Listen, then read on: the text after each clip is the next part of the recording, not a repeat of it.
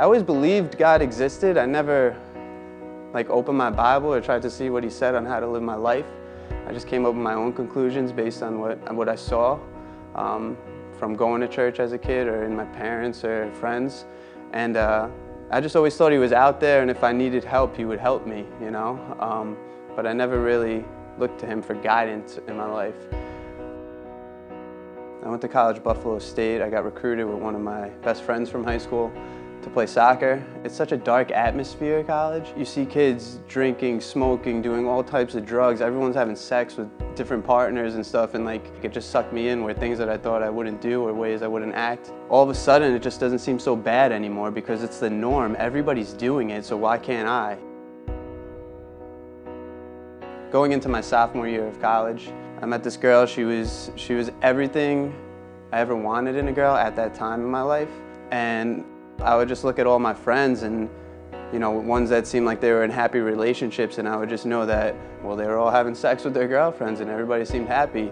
So I just believed that that was the way you keep a girl nowadays. You gotta sleep with her, because that's kind of what our culture teaches us. But unfortunately, they don't teach us the consequences that could result because of that. So the moment our relationship got physical, everything just started going downhill for us. You know, we started arguing more, fighting more. We were lying to each other about what we were doing behind each other's backs, and things were just really bad, and it wasn't like the same relationship that it was. I remember one day when things were really getting out of control and I realized I was I might be losing this girl. I actually opened my Bible and I looked at the index in the back of the Bible or whatever under sex, and I remember reading just a statement that said the consequences of sexual sin are often devastating. And I closed my Bible and I was like, hell no, that's not happening to me. I'm gonna prove this wrong. I'm gonna be all right, we're gonna be all right. And so we just kept doing what we were doing, and over the next few months or so, things just progressively got worse and worse, and to the point where we didn't even know each other anymore.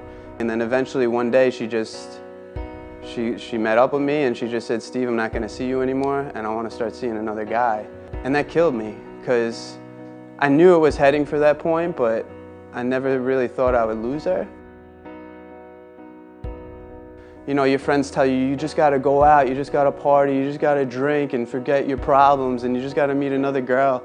So that's what I tried to do. I would go out just drinking 3 to 4 times a week with some of my friends and trying to forget my problems and the fact that I just lost my girlfriend. And it doesn't work, you know, it just beat me up more and made me hate who I was becoming even more. And I was just becoming more and more depressed, and I had no appetite. I couldn't eat, you know, I couldn't sleep. I wasn't healthy. I would go to work and I had my office in the back away from everybody. I would just cry in my office during the day. I was just miserable and I didn't know how to fix it. And then all of a sudden I'm supposed to go back to school, and I was like, all right, I'll just focus on soccer and make that my focal point so I could forget all my problems, you know? And my 3rd day of preseason, I'm running down the field and there's a pop in my leg, and I tore my hamstring and I fell flat on my face, I remember, on the field. And I just remember crying there and saying, God, you're taking soccer from me too? So I was mad. I said, God, how is this all happening to me? I lost my girlfriend and I lost soccer. That was those are my identity, you know? At the time, I was walking around thinking I was the man on campus because I had this pretty girl and I was playing soccer, you know? I thought I was just something special, you know? When you're 19, that's what it's all about, how other people perceive you and how they look at you. And that was my identity, and I put my identity in these temporary things where in an instant, it was in a month, they were both just taken from me. And I didn't know who I was anymore. That was everything I built my life upon, and they were both gone. So that whole semester, I would just drink to try and forget my problems again and just go out and try and meet someone who told me they loved me and accepted me again, because I just felt like I was all by myself and nobody was there for me. I used to drink because you would get a buzz and you feel happy for 5 minutes, and all I wanted to do was feel happy for a little bit because I was so depressed. But then as I drank more, it just made me more and more depressed and worse than I was before I started drinking. A lot of people didn't know how bad it was. I would put on this fake smile in front of everybody and be stupid and make people laugh. But then behind closed doors, I was a mess, I was a wreck. When everything's going wrong, that's all you see, and you feel so hopeless, and I'm stuck like with suicidal thoughts at night, saying like, why even wake up in the morning? Like, I just didn't want to. I was at a party one night and I hit a shot in beer pong. You know, it's like a game-winning shot and everyone's laughing and going crazy, and there was like this door right behind me that had glass windows on it. And I turned around and I was just like, yeah, and I nailed it with my head and put my head through the window. And everyone was going crazy at the party, and I was like, this is awesome. But then one of my friends like grabbed me and he's just like, Steve, your nose.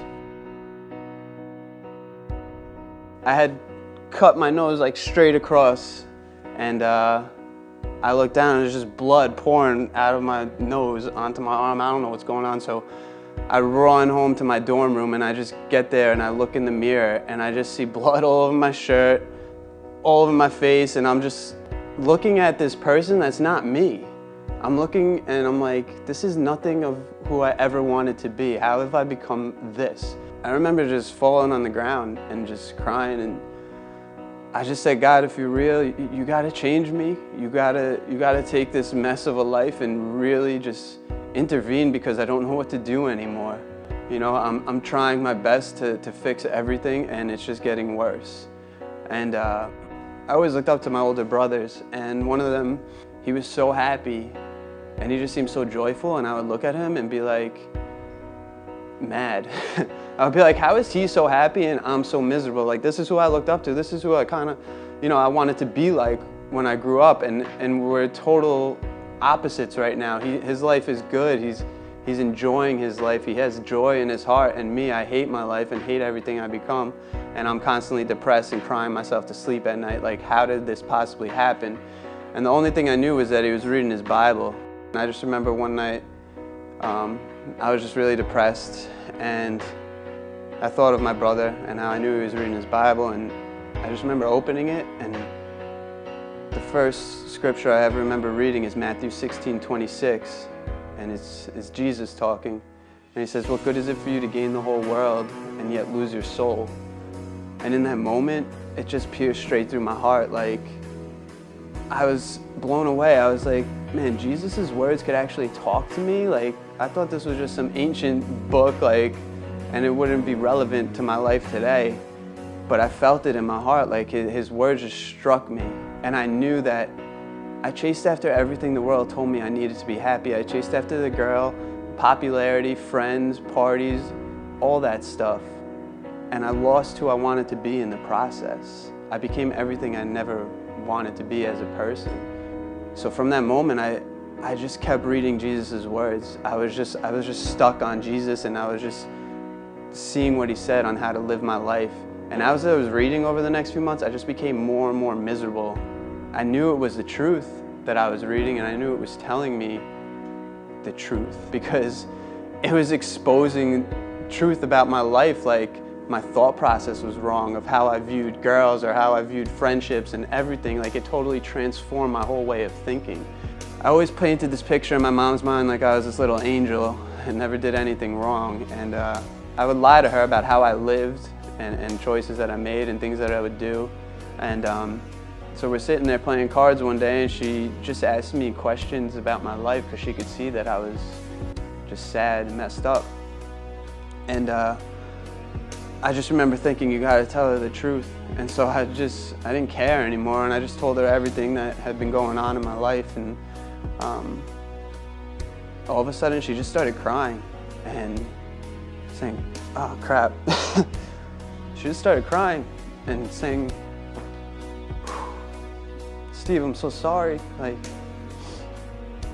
I'm sorry you have to go through this. Like, and I was like, well, what are you doing? Don't cry. Like, these are all choices that I made. Why are you crying? Like, you had no control over it. This is me. Like, I made these decisions in my life. I chose this path. And seeing her cry, it just hit me that that's how God thinks of us. Like, God, I believe God was crying over the decisions I made too.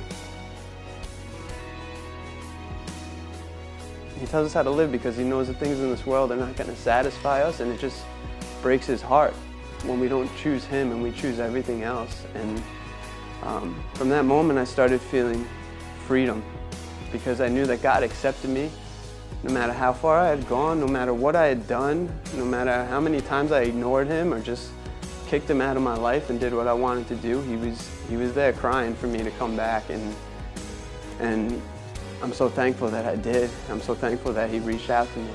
I realized that, you know, I could never be good enough. Like, we all have evil thoughts. We all do stupid things and do things that are contrary to how God wants us to live our lives. And I realized that Jesus died for me because I can't be good enough. He took all my choices, all my decisions when he died on that cross. And he died with my sin. And he was resurrected to give me new life. And I'm a different person now because I trusted in him to take that for me. And I know I'll have a new life with him when my time comes to leave this earth too. My name is Steve, and this is my story of how God healed me and changed me. Matthew 16:26. For what profit is it to a man if he gains the whole world and loses his own soul? Or what will a man give in exchange for his soul?